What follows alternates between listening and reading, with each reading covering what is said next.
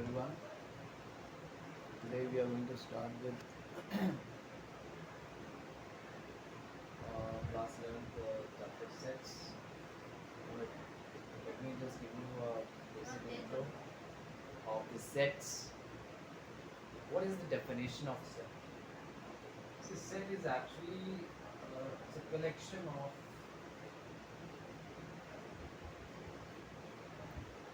objects, things, etc. Extra. Now, collection of objects means what? For example, I can have a set of cards that we play. Okay. And we have, let's say, n. This n is actually stands for natural number. So n is actually the set of natural numbers. The set of natural numbers. Similarly, we have different sets like integer. I stands for set of integers. W stands for set of whole numbers. In the similar manner, we have set of real numbers as well. So we have different kinds of sets, and how we are going to represent it with the proper symbol, and how we are going to see that how do we read that set, how we can take out the information from that set. So that we are going to understand. First, set is actually the collection of objects or a similar kind of numbers. Set is actually the collection of similar kinds of objects which have similar properties, similar characteristics. For example, if I say a set of pen, so that set of pen will have those similar kinds of pen.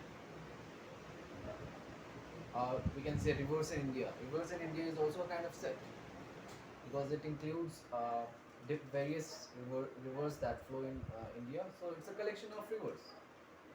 So rivers in India is also kind of set. We can have the multi-storied buildings in Lucknow, let's say. That is also kind of set. We can have different hotels in Lucknow. That is also a set of different hotels in Lucknow. So here actually set is nothing, it is just collection of objects which possess or which exhibit similar kind of characteristic. Alright. So that is what actually set. If I say odd natural numbers, that is also a set. Alright. If I say even natural numbers up to 10, that is also a kind of set, because that even natural numbers 2, 4, 6, 8, 10. So it's a kind of even numbers. The collection of even numbers will give you a required set. So set is actually the collection of objects or collection of things which represent similar kind of characteristic, or which represent similar kind of uh, nature.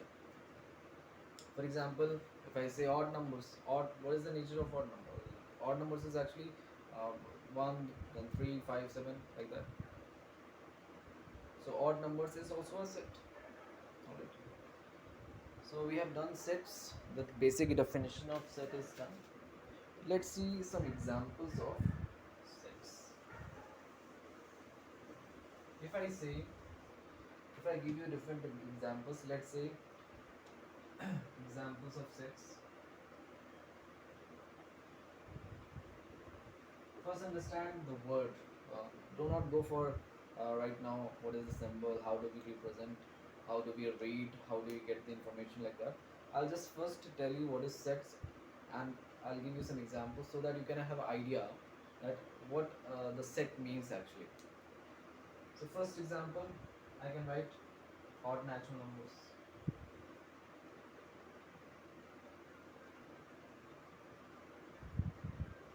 Up to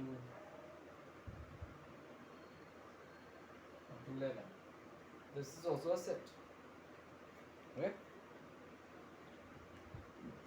Next can be mountains in India, or you can say famous mountains in India.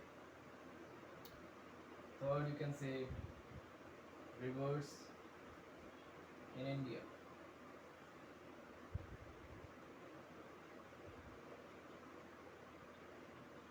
So this is also a kind of set, rivers in India. You can say types of triangles.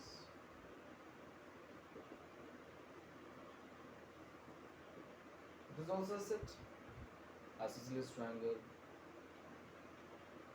scalene triangle, equilateral triangle, acute angle triangle. Alright. So with the help of examples, you must have got the broader view of set, actually what this set is. Okay. It is just the collection of different types of, or you can say collection of objects which represent some similar characteristics. Alright. So that is the set. Let's see how do we represent the set. Okay. Representation of set. Unless and until we see the representation of set, we won't be able to read that set. We won't be able to find out what information that set is exhibiting. So ultimately, we can say that the set is actually well defined. So this is a proper, or you can say it's a kind of definition. So a set is a well-defined collection of objects. You can say like this. A set is a well-defined collection of objects.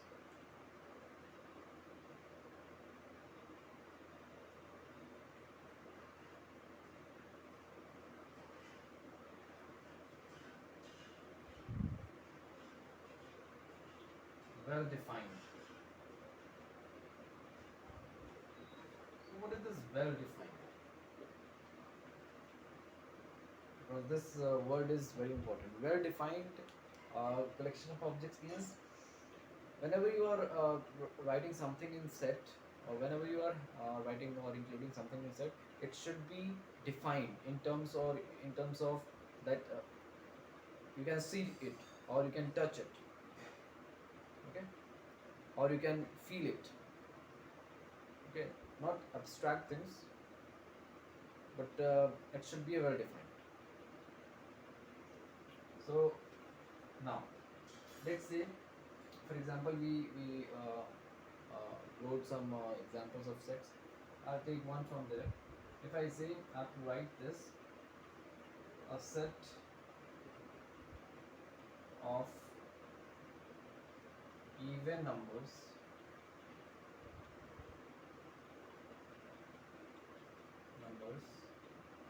less than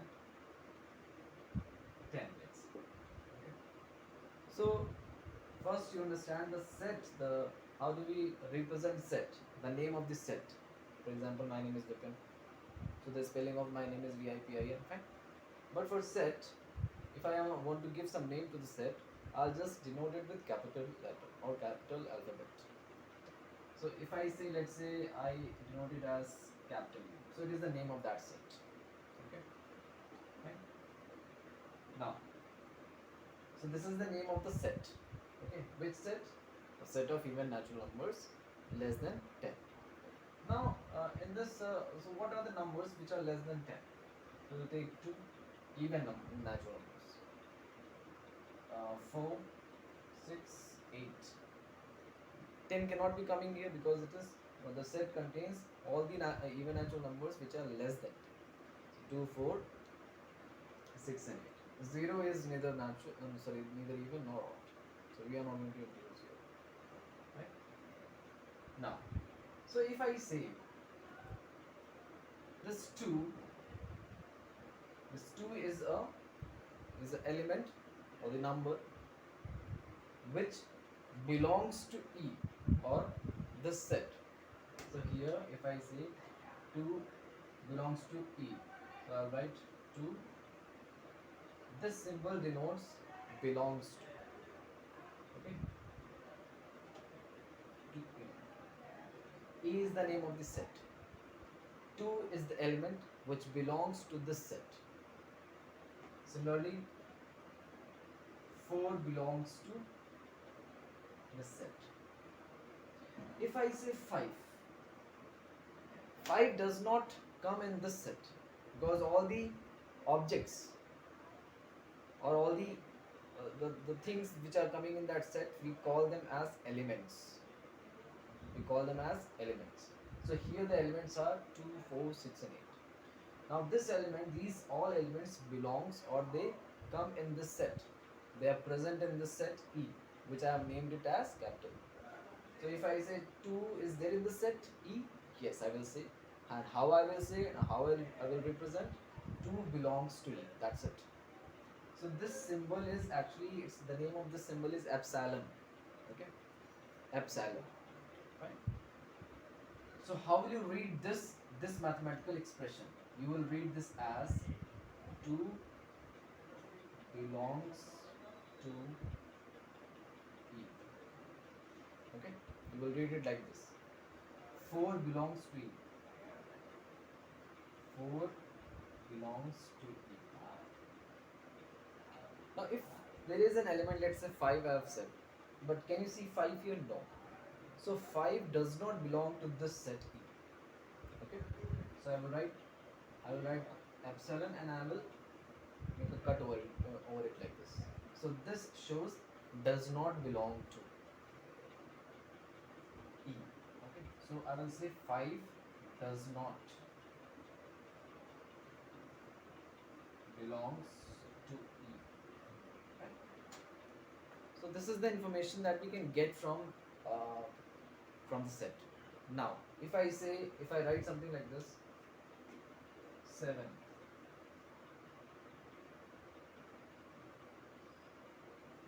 So you will say 7 belongs to E. Don't consider this example right now. So if I write any random thing, okay, let's say -10. So I will write -10 belongs to E. This is the way how to read it, how to get the information from this picture. Okay. So how to get the information, that is clear. Now, how will I convert that word problem, or you can say that statement in mathematical expression, and how we are going to represent that set? So here, this is the thing. So the name of the set we have assumed is capital E equals to. Okay. There are two ways actually to represent the set.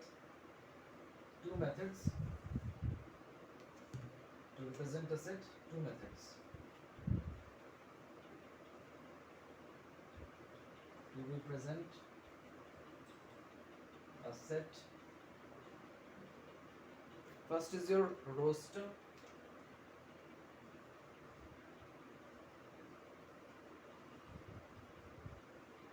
Roster form. Second is your set builder form. Roster, or you can say tabular form.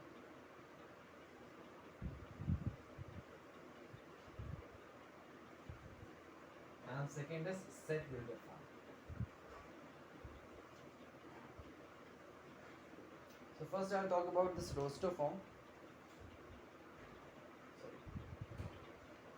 So this roster form or the tabular form. So I'll take this example only. So I'm just representing it with the help of tabular form or roster form. So I will write the name of the set that I have assumed that I have given until unless it is given in the question. Okay.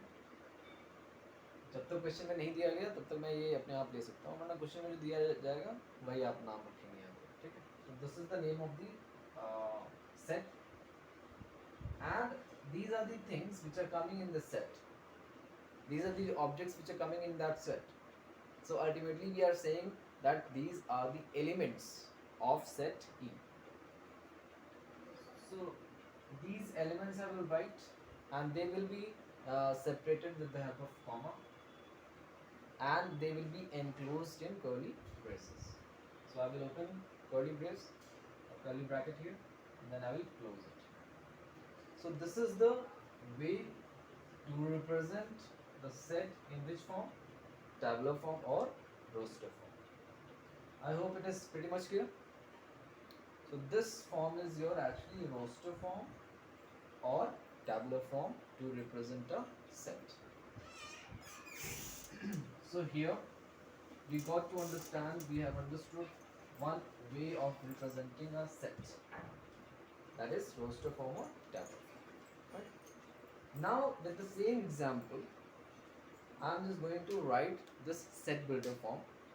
But one thing you should keep in mind that in roster form or tabular form, the arrangement of these elements does not matter. You can write like this also. Any element can take any position. Right? Any element inside this set can take any position. Alright? So they both are same element. Or sorry, the same set. Now the second method to represent